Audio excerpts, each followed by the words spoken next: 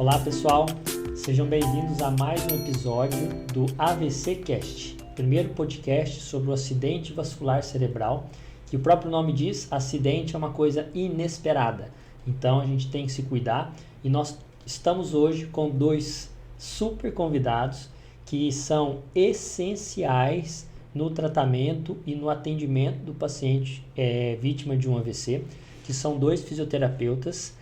E eu queria apresentar para vocês aqui com muito carinho a Pamela Regina Floriani.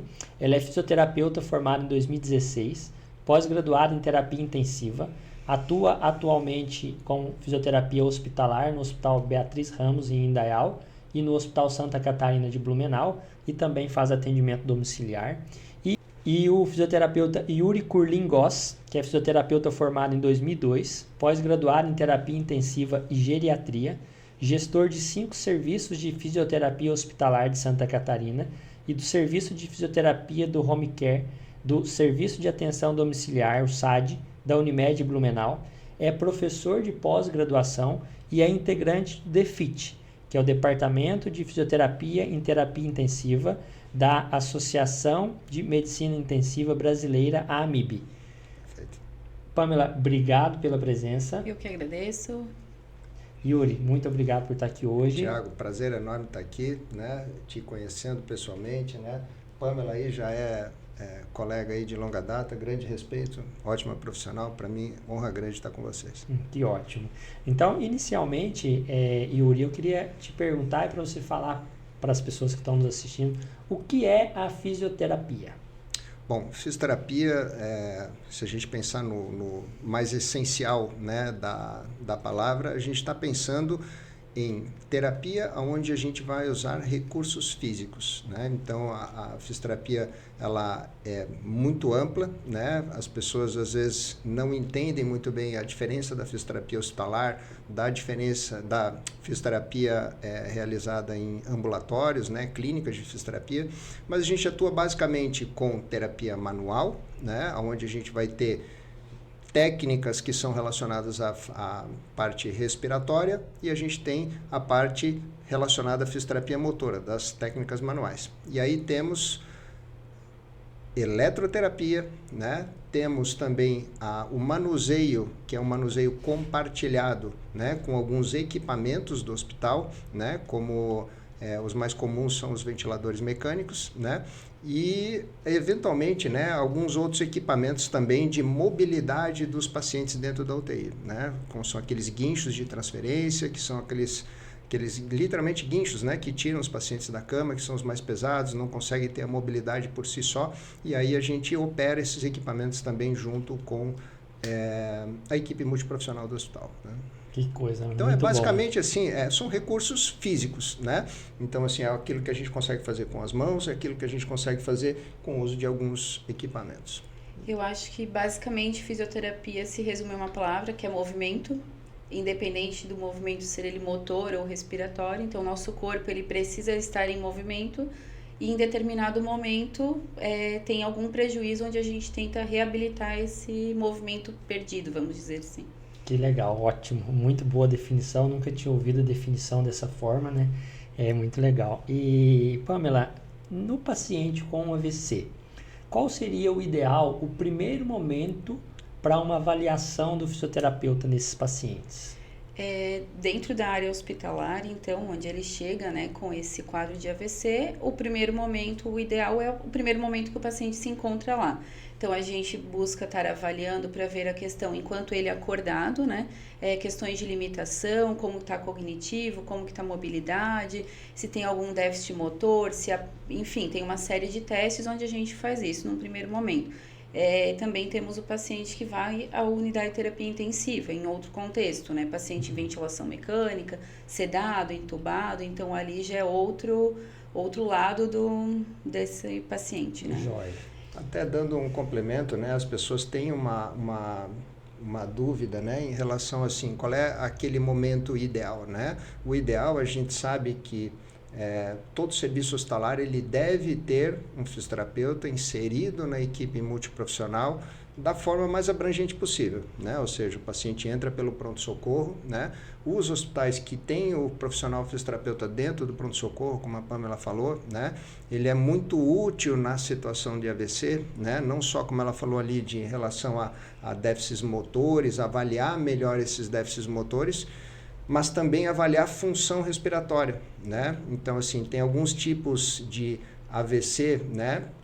Onde os pacientes podem perder a função respiratória de uma forma muito importante. E a monitorização convencional, né, que temos aí em pronto-socorro e até mesmo dentro de UTI, às vezes não mostram essa disfunção respiratória, né? Então, o profissional fisioterapeuta ele acaba dando um suporte para a equipe nesse sentido de detectar alguns sinais para, primeiro, estabelecer, como qualquer tipo de internação, né? Estabelecer aquela complicação principal e evitar, prevenir, né, uma evolução dessas complicações. Ótimo. Então, realmente, quanto antes for essa avaliação, melhor. Né? E sobre o fisioterapeuta, ele também, então, conversa com os familiares às vezes, coleta a história, conversa com o médico, com o enfermeiro e faz um exame físico do paciente também? Sim, é feito então um exame físico, uma coleta de dados do próprio paciente ou de familiares. É discutido então, primeiramente ali com o médico, com o pessoal da enfermagem, né? Então é uma conversa já ali multidisciplinar, onde a gente sinaliza alguns pontos. Desde então essa parte respiratória que o Yuri falou, o motor a gente sinaliza ali a nossa avaliação para ver os próximos episódios ali que vão decorrer ao longo da internação. Às vezes pode acontecer que tenham que ser feitas medidas imediatas, né? Ou pode estar aguardando aí algum outro desfecho. Ótimo. Planejamento terapêutico, né? Isso aí é uma coisa que hoje, né, todos os serviços hospitalares, né, isso faz parte de até critério de sistema de acreditação de qualidade hospitalar, né, que tenha o máximo possível toda a equipe integrada em cima de um planejamento terapêutico, né? Isso aí é extremamente importante. Isso é muito importante. A gente falou no último episódio que eu fiz com 2 enfermeiros sobre a importância de ter um protocolo e um planejamento, né? Desde que o paciente chega até o momento que ele sai, porque isso vai ser muito importante no desfecho dele. Bom, eu quero dividir aqui a título mais informativo, né? Porque não é para a gente falar tudo sobre a fisioterapia, até porque bem amplo, a gente não vai conseguir. Isso daria anos de conversa, né? Sobre o ambiente da fisioterapia dentro do atendimento desses pacientes. Mas separar dentro do hospital o paciente que vai para uma terapia intensiva, para uma unidade de terapia intensiva, e o paciente que vai ficar num leito de enfermaria ou numa unidade de AVC, que não é exatamente uma unidade de terapia intensiva. Então, Yuri, esse paciente teve um AVC, muitas vezes ele está com uma insuficiência respiratória, ele não está respirando bem, a musculatura dele não está tão boa, e esse paciente vai precisar ser entubado. E ele vai para uma unidade de terapia intensiva, uma UTI. Eu queria te perguntar 2 coisas. Qual o papel do fisioterapeuta, nesse caso do paciente entubado, e se esse paciente já pode começar a fazer fisioterapia estando entubado ou se precisa esperar a extubação para iniciar a fisioterapia? Perfeito. Essa é uma pergunta que ela é muito comum das pessoas, né? A gente está falando aqui para público leigo, mas a gente fala também para algum público profissional, né? Mas ainda existe muitos mitos, né? E assim, de quando começa ou não começa a fisioterapia. Hoje, para ter uma ideia, a gente tem já muito bem estabelecido com algumas sociedades, infelizmente isso daqui bem estabelecido com sociedades de terapia intensiva. A Associação de Medicina Intensiva Brasileira é uma delas. Que essa mobilização chamada de mobilização precoce, que seria aquela abordagem do paciente precoce, para se fazer algum tipo de mobilização, ela deve ser o mais precoce possível. Vamos puxar para a situação ali de pacientes com insuficiência respiratória entubado. Qual é a maior fator de risco respiratório para pacientes com AVC? Eu estou falando tanto de fase crônica como fase aguda. Infecção respiratória, pneumonia por broncoaspiração, são as situações mais comuns que levam à insuficiência respiratória, né, no dia a dia, pensando no AVC. Em cima disso, a abordagem do fisioterapeuta ela deve ser a mais precoce possível. Primeiro, para avaliar a função respiratória, fazer manejo de secreções respiratórias, né, que as pessoas fazem muito distúrbio de deglutição e acabam fazendo muita pneumonia.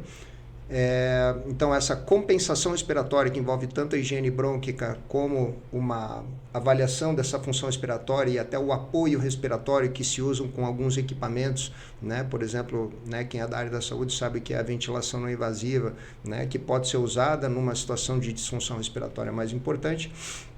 Ou seja, né, essa abordagem ela deve ser a mais precoce possível. Vamos só fazer duas diferenciações aqui, e isso até profissionais de saúde fazem uma confusão em relação a isso, que seria essa mobilização precoce que eu falei, né?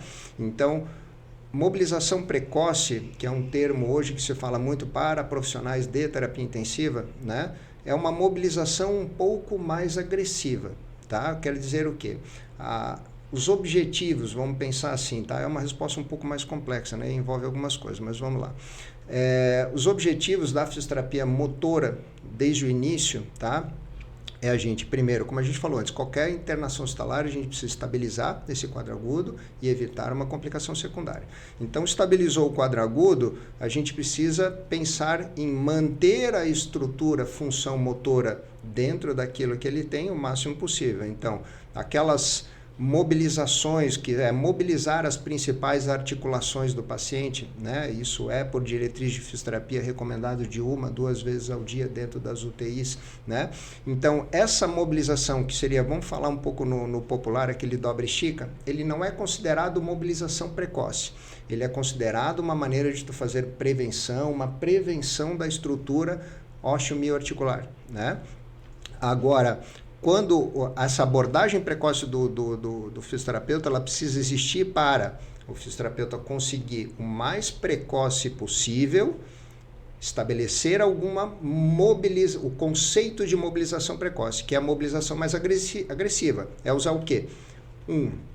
Ciclo ergômetro no leito, fazer uma eletroestimulação, né? Ou seja, usar algum recurso como retirar o paciente da cama, sentar o paciente na beira do leito, né? Então, ela deve ser uma abordagem mais precoce possível para estabelecer o que ele tem de disfunção e tentar implementar essa mobilização precoce o mais rápido possível. Não sei se eu me perdi um pouquinho na tua pergunta ou fui um pouco abrangente demais, mas, tá?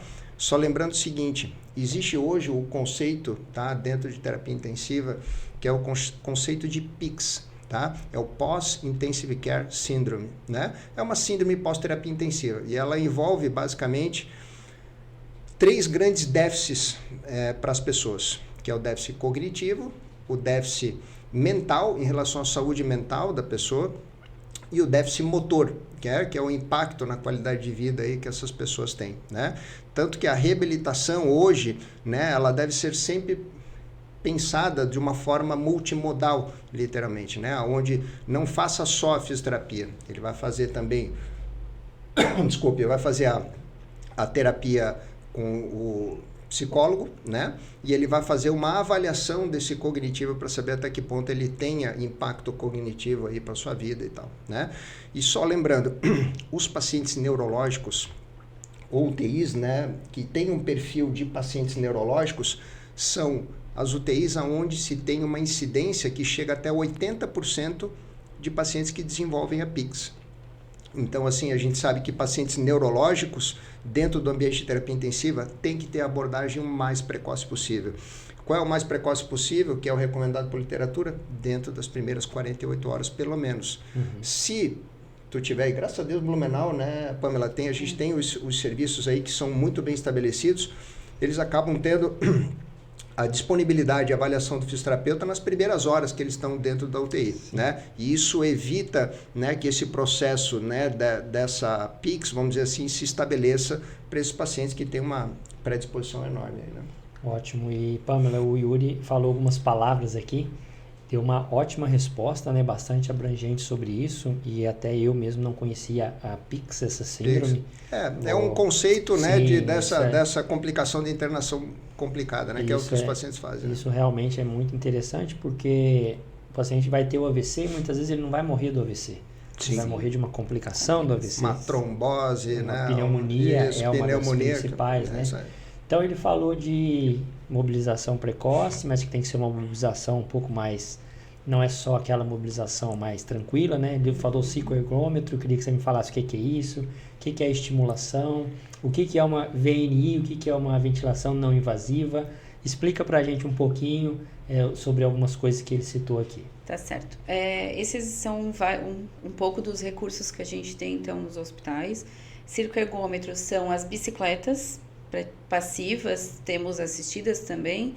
Então, são aquelas no chão, 2 pedalzinhos, ele pedala. Tem as passivas que tu pode pôr na cama o paciente deitado e a bicicleta faz o movimento sem ele ter já força motora ali. VNI, ventilação não invasiva, são máscaras que a gente, pensando no paciente acordado, onde a gente usa para estar estabelecendo uma melhora do padrão ventilatório, uma tentativa de resgatar algum desconforto, até mobilização de secreção, é uma estratégia utilizada para que de prevenção antes de uma intubação, por exemplo. Então, é usado como uma estratégia no serviço de fisioterapia para estar prevenindo aí maiores complicações. Eletroestimulação é o choquinho, bem popular falando.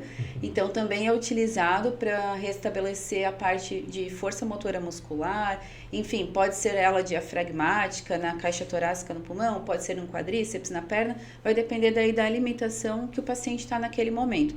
Mas isso tudo são recursos disponíveis. Tem ali os guinchos, então, para tirar os pacientes da cama, que ele fica pendurado num cesto mesmo.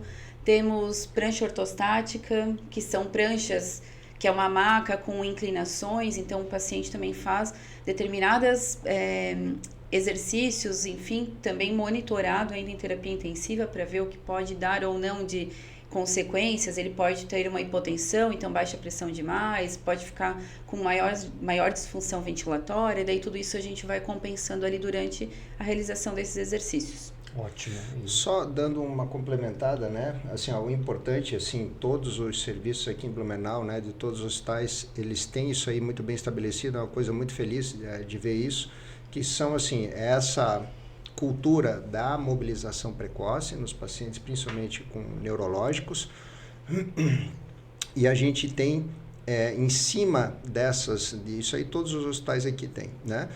Em cima dessa estratégia de mobilização precoce, precisa ter protocolos, que todas as casas aqui da cidade têm, em relação a critérios de segurança para isso. Por quê? Mobilização precoce, como a gente falou, é uma mobilização mais agressiva, usando uma eletroestimulação, colocando o paciente na prancha, sentando o paciente na beira do leito.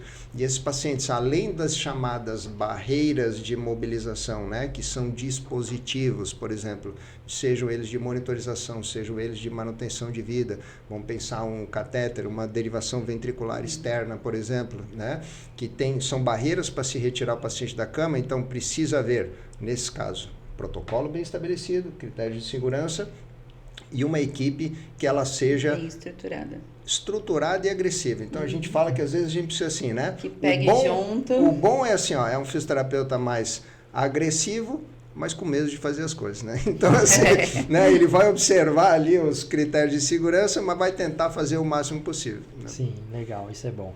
E esses pacientes, Pamela, lá na UTI, eles sentem dor para fazer fisioterapia? Como é que é, no geral, o paciente pós-AVC, que é o mais comum a gente ver o paciente muitas vezes com um lado do corpo paralisado, um lado do corpo mais fraco? Isso. Em modo geral, não, por conta que ele fica ali, hemiplegia, hemiparesia, então às vezes ele não sente realmente aquele lado do corpo, né? Mas tem também os pacientes que às vezes estão com alguma limitação de amplitude de movimento, então o que é? Ele não consegue levantar o braço, ele está com uma limitação. Então, tipo, nesses casos, tu vai forçar e levantar o braço um pouco, ele vai sentir algum tipo de dor ali naquela região, né? Uhum. Mas fora isso... No geral, não, né? Então, a fisioterapia é uma coisa que é importante, porque às vezes os familiares já me falaram, vai fazer fisioterapia, mas ele não está mexendo no lado do corpo, vai sentir muita dor, e na verdade, não. Na verdade, é importante que seja estimulado aquilo, né? E a Pamela falou... Só que falando, geralmente a dor que os pacientes sentem na hora de mobilizar, ela está relacionada à imobilização que esses pacientes estão previamente, né? Então, daí assim... a gente entra no ciclo da mobilização precoce. Porque, talvez assim, o time passou. Isso, o AVC em si, ele não vai trazer dor para o paciente exatamente no membro, mas o que vai causar dor nele é o membro que está paralisado há muito tempo, né? A mesma coisa, se a gente pegar uma tala bota uma tala, deixa 2 dias a mão parada na tala, depois tira a mão, vai mexer, vai doer, vai ser difícil, né? Então essa é a importância aí, né, dessa mobilização. E a Pamela falou sobre hemiparesia, plegia. O que são essas palavras? Paresia, Isso, plegia? né? Então, assim, a plegia, né, ela é literalmente uma falta de movimento. Vamos tentar falar de uma forma mais simplificada, né? Seria a paralisia do membro, ou seja, né, a gente tem uma falta de um movimento voluntário da pessoa, né? E a paresia, ela seria um movimento parcial, onde a pessoa tenta fazer um movimento e ele vai conseguir fazer esse movimento parcialmente, geralmente de uma forma mais lentificada. Entendi, é uma fraqueza, né? É uma fraqueza. Tá bom. E o paciente, então, para a gente passar para o ambiente fora da UTI, mas o paciente ainda está na UTI e esse caso o paciente vai ser entubado, ele está entubado. O que é, Pamela, a intubação, né? Para o público que não conhece uma UTI, não sabe, nunca ouviu falar sobre uma intubação, e qual a importância do fisioterapeuta estar ali no momento onde vai ser avaliado se aquele paciente tem condições de ser extubado ou desentubado. Tá, vamos lá. A intubação, então, é o paciente receber um tubo, então um dispositivo invasivo onde é conectado no respirador. Isso é, então, invasivo, é o médico que faz, com a equipe multi ali junto. Então, vai ter o fisioterapeuta junto, onde vai estar ali auxiliando a parte da ventilação, de ajustar os parâmetros do ventilador. Vai ter o pessoal da enfermagem, medicações para fazer os sedativos. E ali começam, vamos dizer assim, uma outra história, né? Colocou o paciente entubado em ventilação sedado, muda um pouco o contexto do paciente acordado. A partir dali, diariamente, são feitos despertar diário, são feitos testes de respiração espontânea, que é ver se ele, mesmo entubado, consegue respirar sozinho ou não. Então, existem modos ventilatórios ali que a gente programa. Isso é compartilhado, não é só função do fisioterapeuta, então é a equipe médica também. A gente conversa, discute qual é o plano. É despertá-lo, é extubar? A extubação, então, nada mais é do que tirar, então, esse tubo. E aí é feita uma série de testes e feito essa extubação. A extubação é feita também pelo fisioterapeuta, diferente da intubação, que é algo invasivo, né? Então fica destinado à equipe médica. E a extubação, então, eu acho que o papel mais fundamental nosso é que isso dê certo, porque pode falhar em algumas vezes, né? Então, estar ali, de repente, com uma máscara de verniz, se for preciso manobrar a secreção, que por algum motivo o paciente acordou, obedeceu comandos, mas aí rebaixou, e agora? Então, usar alguma outra estratégia para que não seja entubado de novo. Ótimo. E avaliar também a questão de secreção, né? Então, isso é uma conversa diária, porque o paciente em ventilação mecânica também tem um problema. É a pneumonia associada à ventilação mecânica. Então, quanto maior o tempo que ele ficar em ventilação mecânica, ele tem maiores chances de desenvolver a pneumonia por estar sedado, entubado, não tossindo sozinho, não removendo secreções, né? Então, isso também a gente acaba discutindo ali diariamente. Essa situação, dando um complemento aqui, né, da intubação, né, ou seja, qualquer paciente hoje, graças a Deus, Tiago, isso aí é muito bem estabelecido, né, assim, começaram com alguns estudos, né, comparando extubações onde envolviam fisioterapeutas e extubações onde não envolviam fisioterapeutas. Eles viram que a qualidade do manejo do paciente ela é muito mais superior quando tem a equipe multidisciplinar envolvida, né, no caso que a gente está falando, o papel do fisioterapeuta. Dentro desses papéis que a Pamela falou, né? Em relação à avaliação da condição muscular para o paciente poder respirar sozinho depois, avaliar a interação dele com o equipamento de uma forma mais dinâmica, né? O fisioterapeuta tem um papel importante. E a retirada do tubo deve sempre ter a presença do fisioterapeuta. Hoje não existe regra específica, né? Se é o fisioterapeuta que desinsufla aquele balonete que segura o cuff e puxa, ou se é o médico, ou se é o enfermeiro. O importante é que a equipe consiga trabalhar de uma forma respeitosa e integrada, né? Para que o resultado desse paciente seja o mais positivo possível, né? A maior parte dos locais, o fisioterapeuta que puxa o tubo para fora.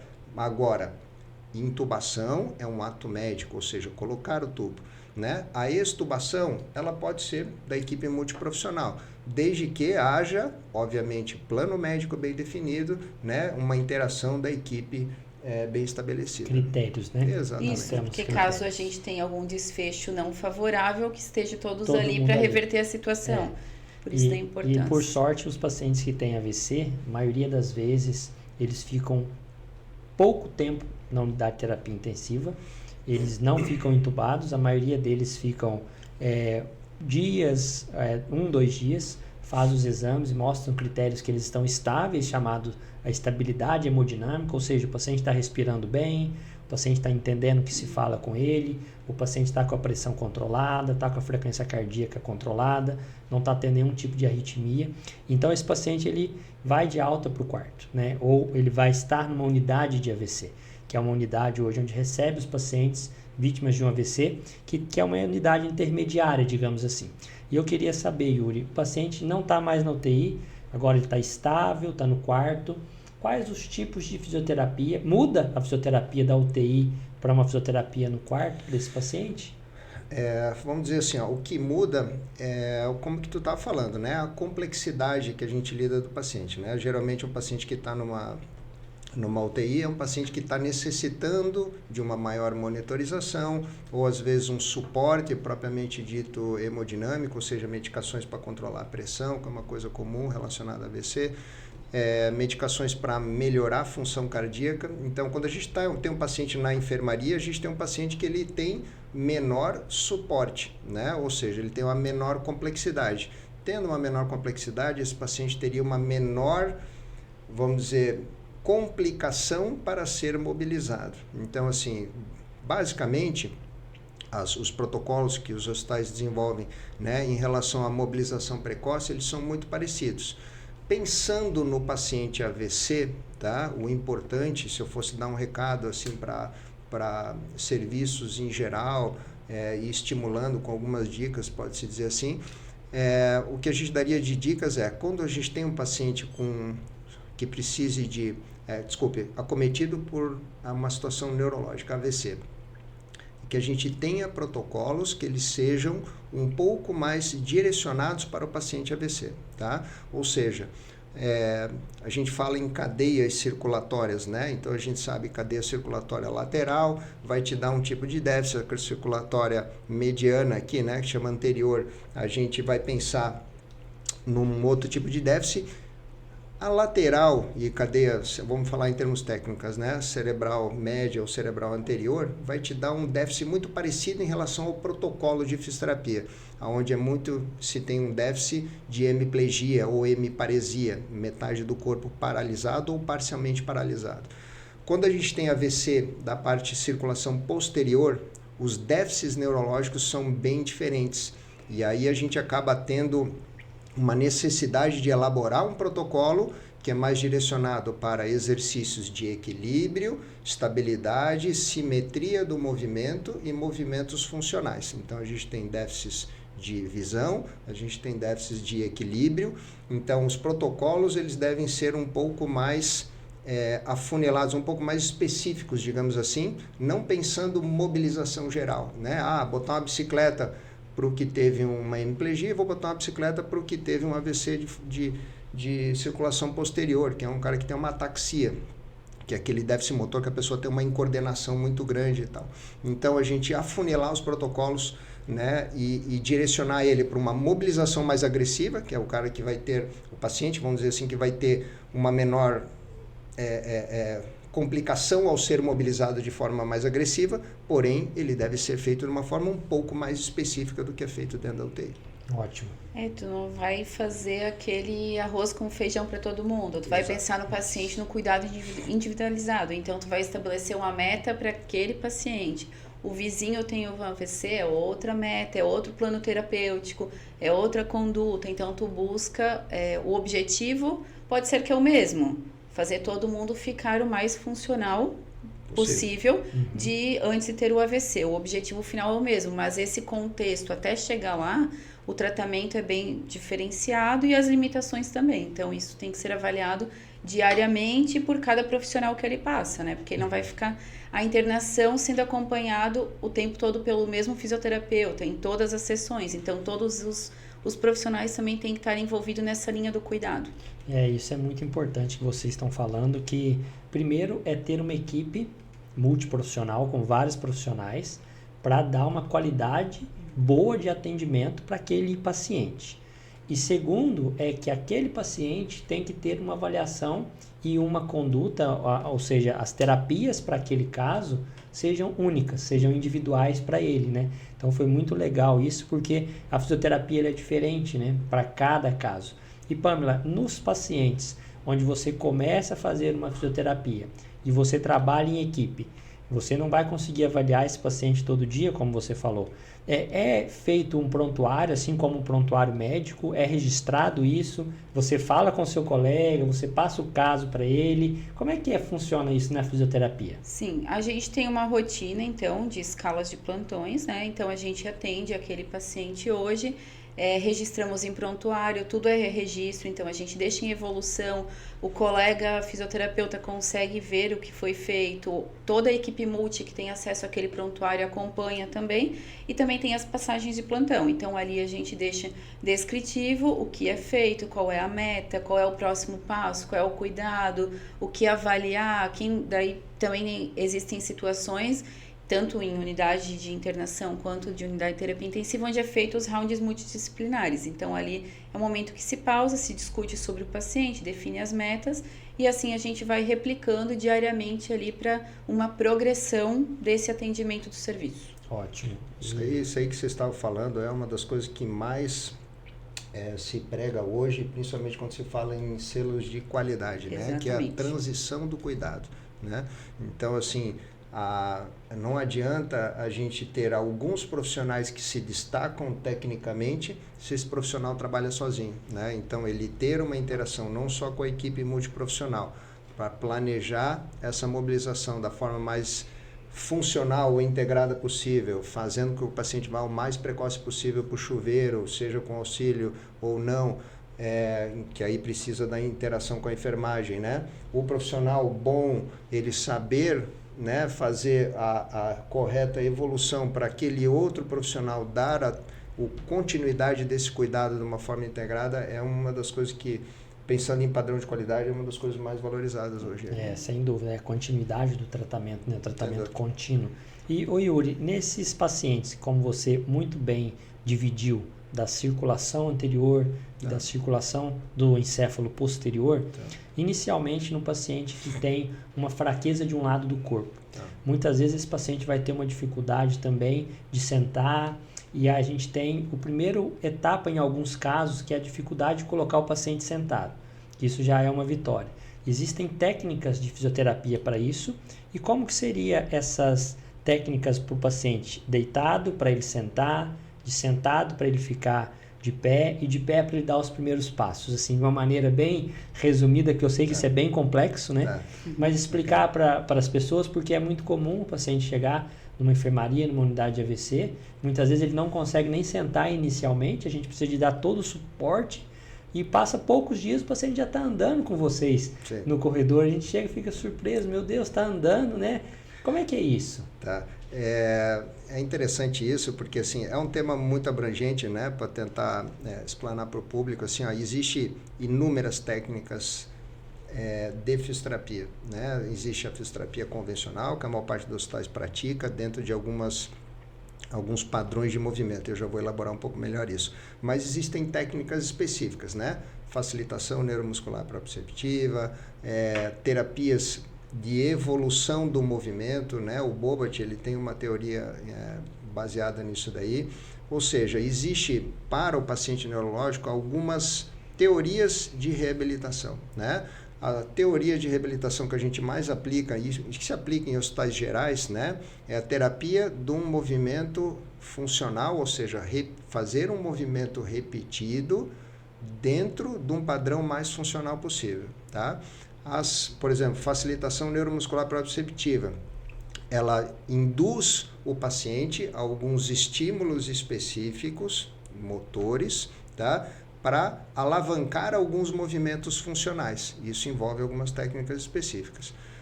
O Bobat, ela é uma outra terapia, é uma outra...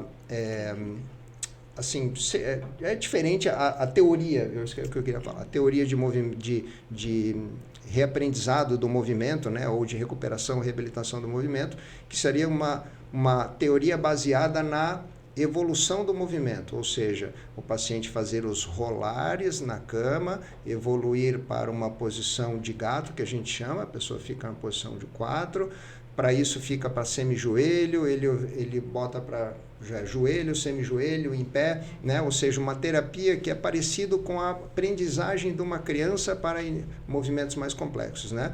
Então, assim, hoje dentro de hospital a gente tem inúmeras técnicas, né, que são relacionadas a movimento humano, por exemplo, assim, teorias de reabilitação neurológica, mas o que a gente mais usa são teorias de movimento repetitivo funcionais com aquilo que o paciente tem, tá? Então, vamos lembrar, fase aguda do AVC, tá? A gente tenta estimular o membro acometido por aquela, como tu falou, uma hemiplegia ou hemiparesia, mesmo que o membro esteja hiplégico, a gente faz um posicionamento funcional, a gente estimula uma movimentação, porque ele ainda está numa fase que possivelmente ele tenha ganhos neurológicos, tá? Por exemplo, vou dar um contraponto aqui, mas sem perder o meado do que eu estava falando. Existe terapias, outra terapia de movimento também, que é terapia de restrição e indução do movimento.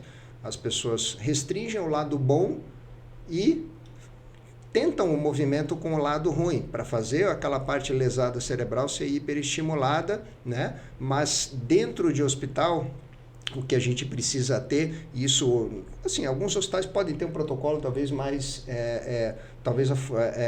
específico em relação a isso, mas o geral que a gente vê para todos os hospitais, não só na cidade, isso a gente troca figurinhas com outros fisioterapeutas de outros estados e tudo, é a teoria de movimentos funcionais, mas sem haver restrição do lado bom, mas estabelecendo movimentos funcionais, tá? Não sei se te respondi exatamente a pergunta, se falta uma complementação. Sim, eu acho que a Pâmela pode complementar talvez, mas eu entendi muito bem isso e é importante a gente entender que o que está bom tem que continuar bom.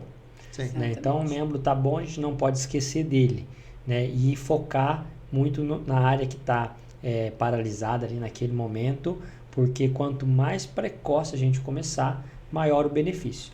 Mas, Pâmela, em relação a isso, o paciente está acamado, sentar, levantar, andar. O que você consegue complementar dessa resposta do Yuri? O que a gente também aplica dentro dos hospitais são as escalas, né?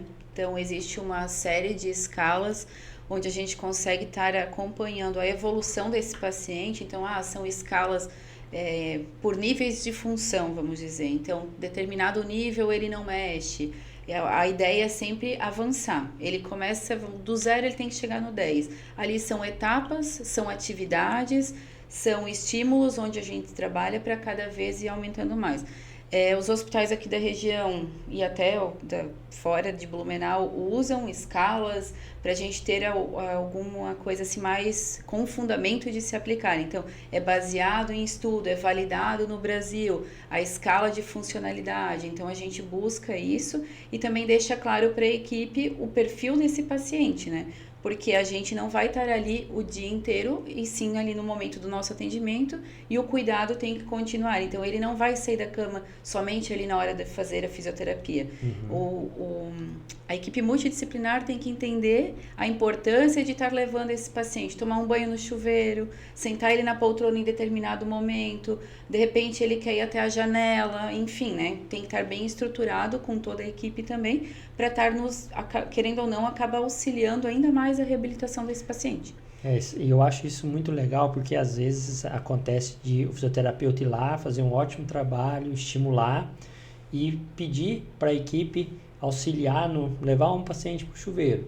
E às vezes aquela equipe está com desfalque, está com dificuldade, né? A gente vê muito, né, que a equipe de enfermagem está trabalhando desfalcada e às vezes não consegue dar esse segmento e chega no outro dia parece que a gente regrediu. Né? A gente poderia ter tido uma boa evolução e a gente não conseguiu, mas a gente tem que trabalhar conforme o melhor que a gente pode oferecer naquele momento, né? A gente não consegue estar ali 24 horas, mas uma coisa que é importante, e eu acho que isso aqui está ficando bem claro para a população, é que assim como a gente médico temos os nossos estudos, os nossos protocolos, vocês da fisioterapia também têm isso, né? E isso realmente faz diferença, porque aquilo que vocês aplicam nos pacientes já foram estudados, já foram validados e comprovados que são benéficos. Então é importante a gente não sair inventando coisas da nossa cabeça. Sim. Trabalhar baseado em critérios, em protocolos, em escalas. Isso eu acho realmente muito legal. E Yuri, em relação à face. O paciente está com uma face muitas vezes paralisada, a boca torta, né? Ele está tendo uma dificuldade de alimentar por conta disso. Existe uma fisioterapia também para auxílio desse movimento da face? Sim. Isso é uma coisa muito comum, né? Falando agora para o público, né, em geral, né? Existem alguns tipos de paralisia facial, né? O mais comum é aquela chamada de Bell e tal, que é uma paralisia periférica, né? Mas basicamente o que a gente deve imaginar é se essa paralisia ela tem uma origem central, ou seja, do encéfalo, relacionada muitas vezes ao AVC, ou se ela é uma paralisia periférica, né? O que acontece, se fosse pensar os dois tipos de paralisia, a abordagem da fisioterapia em relação a movimentos e estimulações da face, ela é praticamente igual. Porém, o que a gente tem é uma expectativa, né, em relação àquilo, vamos dizer assim, em relação a o importante, vamos dizer, da expectativa em relação àquilo que a gente teria na origem. O que eu quero dizer é o seguinte: paralisias que elas são faciais, né, por exemplo, traumáticas, né, elas têm uma tendência a ter uma recuperação mais complicada. Se a gente está falando por AVC, né, a gente já tem uma expectativa um pouco mais positiva, né? Aquela paralisia de Bell que a gente falou, que acontece muito com diferença de temperatura, né? A pessoa universo, ele lava o rosto, de repente paralisou o rosto. Então, a gente acaba tendo uma expectativa um pouco mais positiva em relação a isso, tá? Exercícios, ou fisioterapia, né? A gente tem técnicas manuais, existem alguns sites até que dão dicas de exercícios. Um deles é do Hospital Sara, né? Que é a Rede Sara de Hospitais de Reabilitação, hospitais do aparelho locomotor, né? Que é o que chama hoje. Tem exercícios que envolvem massagem, automassagem, tá? E envolve movimentos básicos de face, né? Abrir, fechar a boca, fazer o bico, né? Mobilizar a bochecha, tentar forçar a bochecha para não deixá-la tão flácida, né? Então, existem algumas estratégias de exercício para paralisia facial específica. Ótimo, isso é muito legal, bom a população saber, né? Que o fisioterapeuta também pode ajudar muito nessas paralisias faciais. Tem exercícios bem interessantes. Né? E, Pamela, sobre o AVC que acomete mais a região do tronco cerebral, muitas vezes do cerebelo, e o paciente fica com uma alteração, ele não fica fraco muitas vezes, mas ele fica com desequilíbrio, ele não tem estabilidade da postura, ele fica com a sensibilidade de ele em relação ao ambiente alterada, que é o que a gente chama de propriocepção, que é a sensibilidade dele em relação ao espaço. Existem também técnicas da fisioterapia para auxílio nessa questão? Como é que é isso? Sim, existem uma série de exercícios proprioceptivos que a gente pode estar utilizando, então vai depender, ele ficou com pouco estímulo na sola do pé. Existem até equipamentos, vamos dizer assim, bolas, aquelas bolas com espinhos, onde a gente trabalha ali, porque muitas vezes ele não vai sentir. Exercícios de equilíbrio, ele fica com déficit de equilíbrio. Tem exercícios de controle de tronco à beira-leito, tem exercício de ortostatismo. Agora, fica em cima só de uma perna e faz literalmente tu tenta balançar ele para ver até que ponto ele tem esse equilíbrio prejudicado ou não. E fora também, pode ser em mão, pode ser no pé, na perna, e a gente busca tudo estímulos. Também tem a situação de que às vezes o terapeuta ocupacional entra nesse momento na jogada para estar fazendo o quê? Estimulações sensoriais, recuperar a atividade de vida diária. Então, às vezes é um simples pegar um copo, escovar o dente. Então, daí entra já o terapeuta ocupacional também com a parte da terapia ocupacional para restabelecer ali as atividades de vida diária, né? Ótimo. Os exercícios que a Pamela falou, isso é muito interessante, né? Assim, normalmente, o que a gente pensa para a propriocepção, né? Falando para o público, assim, que é a perda que o paciente tem de perceber o membro no espaço, né? Então, assim, se eu tenho uma lesão onde eu tenho uma propriocepção, eu não percebo se a minha mão está fechada ou está aberta, eu só enxergo a minha mão, né? Então, eu não tenho esse retorno, esse feedback aí para o meu cérebro. Então, geralmente, os exercícios relacionados a essa propriocepção são exercícios de descarga de peso, são exercícios de tração articular, que é o que vai dar normalmente esse estímulo nervoso para o cérebro em relação à posição, né, desse membro no espaço. E esses exercícios de tato, bolinha de espinho, gelo, a parte laranja da esponja e a parte verdinha da esponja, mais áspero, menos áspero, né, ajudam muito no estímulo nociceptivo. A terapia ocupacional, que a Pâmela falou, isso é sensacional. Infelizmente hoje, né, Pâmela, assim, a gente tem pelo incrível que pareça, tá? A gente tem uma faculdade de fisioterapia de terapia ocupacional em Santa Catarina, uma que fica em Joinville. É um déficit do tipo de profissional que, aliás, ele é do mesmo conselho que nós, né, CREFITO, né, fisioterapia e terapia ocupacional, nós somos profissionais do mesmo conselho. E não existe faculdade praticamente, é uma demanda enorme de mercado de hospitais, são raros os hospitais que têm TO, graças a Deus da cidade aqui tem, né?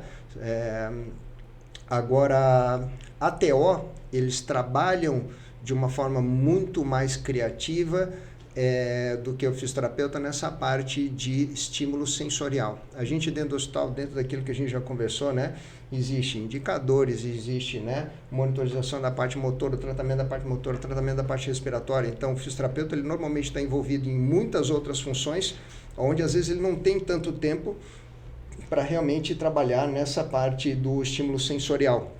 E o TO, né, ele faz isso de uma forma muito habilidosa, inclusive, às vezes usando aquelas talas, né, que são as órteses que estabilizam, né, é um profissional que faz, né, esse tipo de dispositivo, né, essas talas para estabilizar o movimento, tornar, né, esse movimento mais funcional. Então, eles trabalham muito bem, né, com isso aí. Isso é muito importante de falar.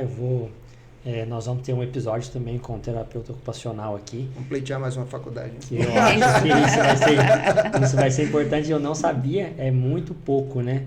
Realmente a gente tem muita dificuldade de ter esse profissional que no paciente com AVC, assim como o médico, assim como o enfermeiro, assim como o fisioterapeuta, o terapeuta ocupacional, ele é essencial. E foi falado muito aqui sobre outras equipes, né? O que mostra a importância da gente ter um trabalho multiprofissional. Não basta ter o melhor fisioterapeuta do mundo se a gente não tem uma equipe de enfermagem bem preparada, se a gente não tem uma equipe terapêutica ocupacional, se a gente não tem um médico... Né? E se não tem essa interação da equipe, né? Que são os rounds que a gente chama, né? A avaliação dos multiprofissionais sobre aquele paciente. Como que foi a evolução com o fisioterapeuta, como que foi a evolução com o fonoaudiólogo, como que foi a evolução com o psicólogo, com o médico, com a terapia ocupacional. Então, isso realmente faz toda a diferença no tratamento desse paciente. Bom, é um tema muito extenso, né? E realmente a gente falou muita coisa aqui, eu aprendi muito. Uma coisa que eu tenho gostado bastante de fazer esse podcast é porque cada convidado que vem, eu aprendo bastante, então está valendo muito a pena para mim. Eu queria, antes de pedir algumas orientações para o público de casa, eu queria perguntar para vocês, para os acadêmicos de fisioterapia, ou os fisioterapeutas recém-formados, ou até pessoas que pensam em fazer fisioterapia, porque a gente está falando muito aqui da fisioterapia hospitalar, paciente com AVC, né? Mas quais são os ambientes onde esse profissional pode trabalhar? Porque ou a pessoa acha que o fisioterapeuta hoje só trabalha com esporte, por exemplo. Quais são, o Yuri, depois você pode complementar, Pamela, esses locais do mercado de trabalho hoje para o fisioterapeuta? Graças a Deus, por um certo lado, né, o mercado ele é extremamente amplo, tá? Então a gente pode trabalhar hoje com promoção de saúde, né, onde a gente tem literalmente, né, um trabalho relacionado aí a exercícios físicos para prevenção, né? A gente tem a parte dentro, né, se for pensar vamos dizer assim, das teorias aí que se tem, né, entre adulto, pediátrico e neonatal, né, a gente tem o público que atua só com o público neonatal, só com o público pediátrico, né, e só com o público adulto e geriátrico, né, que é a minha formação também, né, e então assim, é muito amplo, desde promoção de saúde, desde tratamento, reabilitação, que a gente está falando de serviços ambulatoriais, clínicas, né? Hoje uma coisa que está começando ainda, está meio embrionária aqui no Brasil, pensando, né? Mas é o fisioterapeuta inserido dentro das academias, né? de ginástica ali, né? Mas aí pensando na prevenção, né? Ou promoção da saúde. E a parte hospitalar, né? Aí tem, né, desde a fisioterapia desportiva, né, a gente tem a fisioterapia relacionada ao urogineco, né, então assim, existe N especialidades, a estética, enfim, né, é um campo muito difícil, ergonomia, que é do trabalho. É uma série, é bem amplo. É muita coisa, crescendo. né? E a gente tem também dentro da fisioterapia as subespecialidades dentro da fisioterapia, né? Exatamente. Vocês, por exemplo, têm especialização em terapia intensiva, Sim. em geriatria, que é o público mais idoso. Então isso realmente é muito legal, a gente vê que a gente está evoluindo muito na saúde como um todo, né? E a fisioterapia não fica atrás disso tudo. Bom, por último, Pamela, eu queria que você deixasse uma mensagem aqui nessa câmera para as pessoas, porque a gente fala muito, estamos falando muito do tratamento do AVC, né? Mas um dos objetivos aqui deste podcast é a gente evitar um AVC. Trabalhar, como o Yuri bem disse agora, na promoção da saúde. Porque nós sabemos que até 80% de todos os AVCs poderiam ter sido evitados se o paciente tivesse feito algumas coisas antes e não se exposto àquele risco. Então, Pamela, deixa para o pessoal que está nos assistindo algumas orientações sobre como a gente pode prevenir um AVC. As formas de prevenção do AVC são amplas também, né? São baseadas em alguns fatos como controle de pressão arterial, diabetes, consultas médicas com rotina, exercício físico equilibrado, alimentação balanceada. O que mais, Yuri? Vamos ver se tu complementa. Não, assim, uma coisa interessante estar falando sobre isso que a Pamela tá discorrendo, né? Que é uma coisa muito ampla, né? E é uma coisa muito interessante, né? A prevenção, né, das doenças cerebrovasculares, elas são a mesma coisa do que as cardiovasculares. Isso, né? Mesma coisa. Então, assim, puxando, né, para o nosso lado, além desses fatores de risco, né, alguns fatores de risco que são inerentes da raça, são inerentes da idade, alguns fatores que a gente não consegue mexer, mas a gente consegue, e a dica, eu acho que de ouro, né, se a gente pudesse dar, seria relacionada à nossa profissão, ou seja, movimento, né, onde a gente deva fazer exercícios de alguma forma. E lembrando o seguinte, né, quando a gente fala em exercício da parte preventiva, né, a gente fala em 3 categorias, que dão qualidade de vida e prevenção. Exercícios de flexibilidade, eles não têm um efeito importante sobre doença cardiovascular, mas eles dão qualidade de vida. Exercícios de força e exercícios de resistência, que são os exercícios aeróbicos, né? Além daqueles fatores de riscos clássicos, a gente deve buscar atividade física dentro dessas 3 modalidades assim envolvidas do exercício ou do movimento humano, vamos dizer. E é importante isso porque a gente tende a sempre falar para as pessoas, faça exercício, e a pessoa, eu vou fazer, e não acha importante, não coloca aquilo como uma prioridade, né? Sim. O paciente às vezes quer tomar um remédio, é muito mais fácil para ele. Diga-se de passagem, hoje, né, Tiago, tem muitas sociedades que reconhecem que o sedentarismo é um fator de risco. É um fator de risco. Ele é. Né? Então, assim, a pessoa não precisa ser obesa. Exato. Ela pode apenas não fazer atividade física, não fazer Exato. nada. Ela tem risco maior de ter uma doença cerebrovascular e cardiovascular. Gente, obrigado pela presença. Yuri, eu agradeço muito sua presença aqui, disponibilidade. Eu que agradeço, grande honra. Espero que de alguma forma a gente possa ter contribuído aí para o teu público aí. Sem dúvida, Pamela, muito obrigado pela presença. Eu que agradeço, obrigado pela oportunidade, obrigado, Yuri, né? Bastante conhecimento trocado aí hoje. Muito bom. Então, estamos chegando ao fim de mais um episódio do AVC Cast. Eu sou o Dr. Tiago Carvalho, sou neurocirurgião e neuroradiologista intervencionista. E sempre o nosso foco foi que cada episódio agora a gente consiga ajudar pelo menos uma pessoa. E acredito que a gente vai conseguir isso com esse episódio, tá? Então, se você assistiu, gostou do conteúdo ou saiba de alguém que possa se beneficiar desse conteúdo, passe esse conteúdo para frente. E às vezes a gente acha que o AVC está muito distante da gente, mas muitas vezes não. Ele está do nosso lado, um familiar, um amigo. e a gente consegue, com essas orientações, evitar um AVC e principalmente saber que existe também tratamento. O paciente que teve um AVC, ele vai ter um tratamento se tiver um acompanhamento regular por vários profissionais, e o fisioterapeuta é hoje, na minha opinião, um dos principais profissionais que tratam do paciente vítima de acidente vascular cerebral, e realmente é uma coisa que a gente consegue deixar isso bem claro para a população, da importância desse segmento depois que o paciente sai do hospital. A gente vai falar isso também no outro episódio. Então tá bom, um abraço e tudo de bom para vocês.